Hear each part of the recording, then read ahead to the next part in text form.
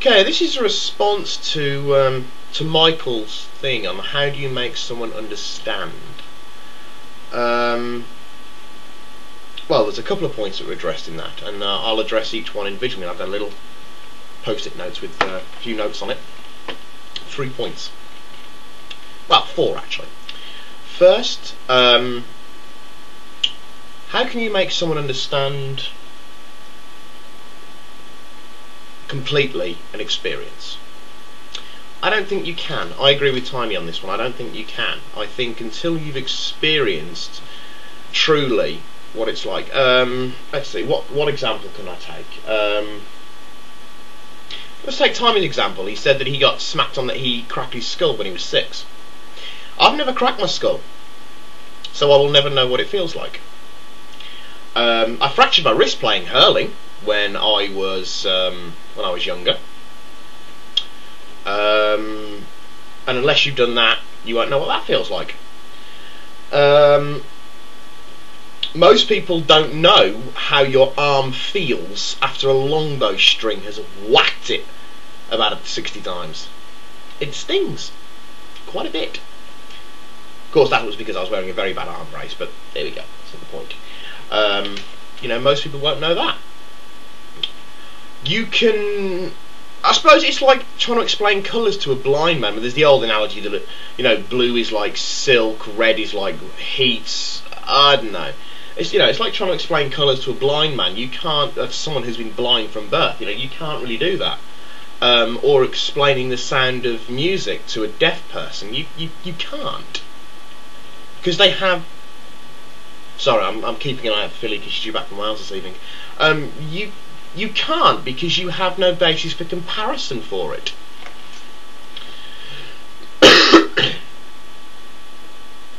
You know, I mean, could a heroin addict truly explain to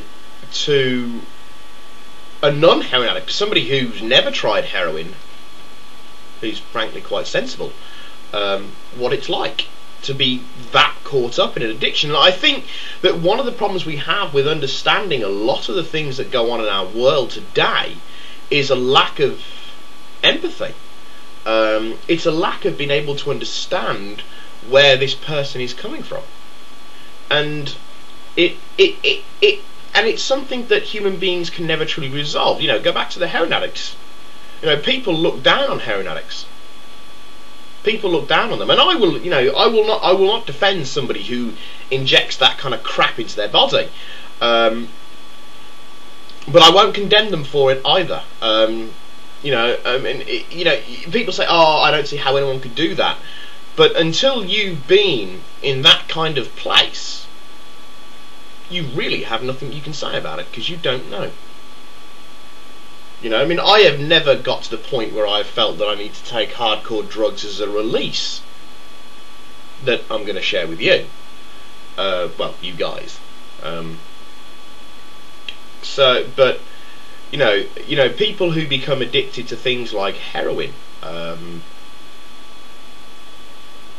you know, smokers as well. Smokers are addicts. I'm a smoker and I'm an addict. You know, I freely admit that. You know, I mean, and I started out when I was 16. So, well, I went from 11, because I was hanging out with all the cool kids, to up and up and up, and I started smoking pot when I was about 15, 16. So, you know, but to a non-smoker, and to some people, you know, my habit, shut up, Artie, my habit is utterly revolting. And I agree, you know, in some regards it is. Philly's nearly back. In some regards it is. So which means I put the kettle on. But there we go. You know, and I don't believe that you can ever truly appreciate and understand a situation unless you've been in said situation yourself. And even then, you've only got 95% of it, because that 5% of it is other people's experiences, not necessarily yours. You know, the heroin addict who was a prostitute will have a different experience than the heroin addict who was, say, a sexually abused child. I mean, I've worked with what would loosely be called the dregs of society. Some of them are very sad cases. Some of them are very sad cases. Some of them are willful lack of self-discipline and willful self-mutilations in some regards. But others, there's some pretty fucking sad stories out there. Pardon my language.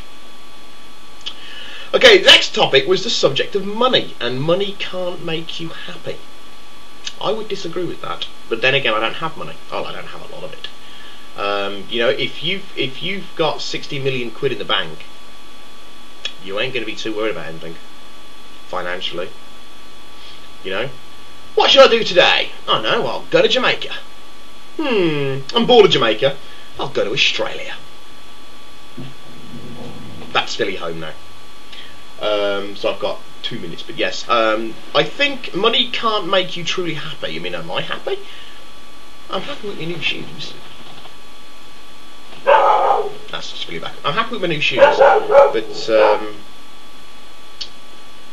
would I be happy if I had more money? I'd like to think I would be, but you never know. You never know. So yes, I think I've addressed the other points. Well, no, I haven't addressed the parenting point, but I don't have time to go into that.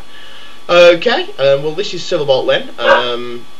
Do apologise for the dog going mental. Signing off, saying au revoir, adios, au revoir.